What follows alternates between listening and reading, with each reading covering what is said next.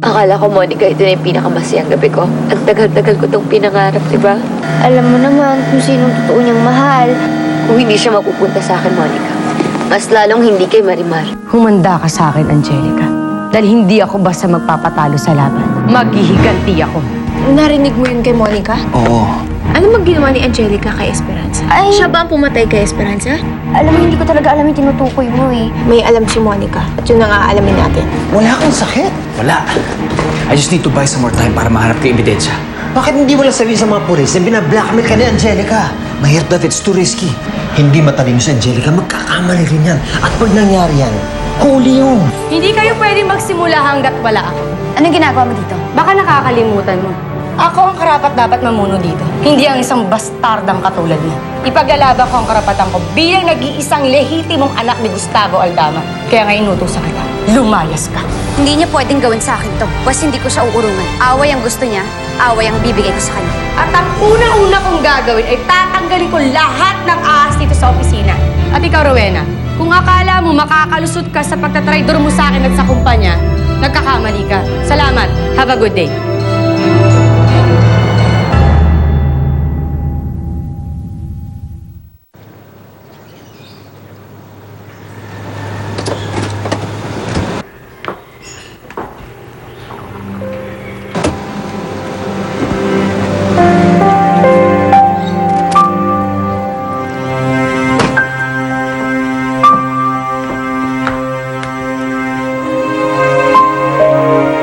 Ilang araw po, sir? Eduardo. Bigyan na lang kay Cruzita to. Kasi magaling sa akin. Gusto niyo po, tawagin ko si Cursita para kayo na magbigay. Hindi na. Salamat, sir. Yan, daddy po. Hi, baby. Hello. Alis ka na agad, Daddy. Yeah. Deserve ko lang talaga yung gift mo. Daddy has to work. It's okay, Daddy. I understand. No, baby. You don't understand. I have to go. Bye-bye, Daddy. Nay, tinan nyo. Aldama murder weapon still missing. Di pala nahahanap ang weapon na ginamit nila sa pagpatay kay Tia Esperanza. At saka nabanggit ni Diego kay Monica na may masamang ginawa daw si Angelica kay Tia Esperanza.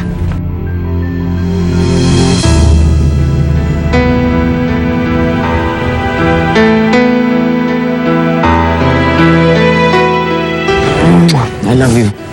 I love you too, Daddy. Kailan ka babalik? Soon. Tonight? Soon. Bukas? Soon. Anong soon?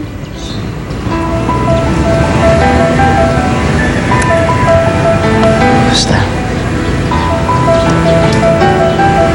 Soon. Okay? Bait ka, ha? Must be a good girl. Okay? Opo. I love you. Yeah. Bye-bye, Daddy. Bye-bye, Daddy. Bye. Bye-bye. Daddy, balik ka, ha? Okay. Balik ka soon. Okay. Bye-bye, Daddy. Good girl, okay? Bye-bye, Daddy. Bye-bye. Bye-bye, Daddy. Bye. Bye-bye, Daddy. Bye-bye, Daddy. Pero, sa testimonya naman ni Angelica, sinabi niya na kasama daw niya si Monica at saka si Diego nung gabing yun. Eh, paano kung pinagtatakpan lang siya nila Monica? Paano kung siya talagang pumatay kay Tia Esperanza at sinisisi niya ang krimen kay Marimar? Anak, pwede ba? Huwag ka nang makialam pa sa kaso. Nay, gusto kong tulungan si Marimar. At kapag nagpatunayan ko na si Angelica ang tunay na killer, edi malinis na ang pangalan ni Marimar. Kaso natatakot nga ako para sa'yo. Mapanganib pang himasukan yung si Angelica. Alam mo naman kung gaano kasama ang babaeng yun. Hindi ba? Nasaktan ka na nga niya noon. At yun ang ayoko nang maulit pa ulit, anak. Mami! Chrissy? Monica. Mami, may bigay sa akin si Daddy. Sayang, di mo siya naabutan. Ayos lang yung anak. Baka kasi busy rin ng daddy mo eh. Ayaw mo na siyang makita? Hindi muna sa ngayon. Ako, Mami, pwede ko siya makita kasi namimiss ko na siya eh. Oo naman anak. Pwede kayo makita ng daddy mo. Pero ang gusto ko, pag nagkita kayong dalawa, wala siyang ibang kasama. Diyan na po tayo.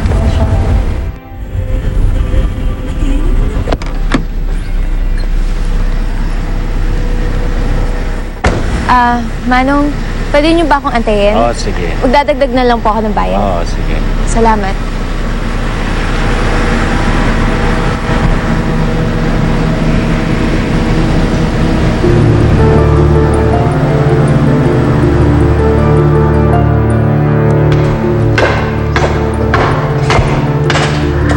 Monica, si Seryo. Nagpa-check up sa ospital. Sinamahan siya ni Renato at ni Arturo. Ay, yung nga pala mga pinapako mo sa akin sa opisina, nakuha ko na. Okay po. Anak, pasensya ka na sa sitwasyon namin ng daddy mo, ha? It's okay, Mami. I understand. Napakabata mo pa para maintindihan ng lahat.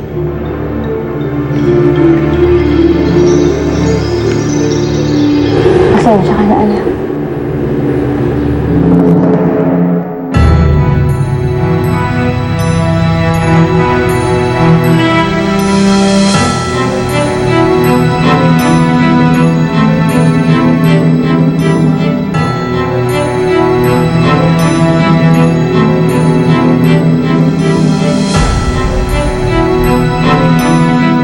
Alam mo, buwisi talaga yung Marimar na yun. Pinalayas niya ako sa board meeting.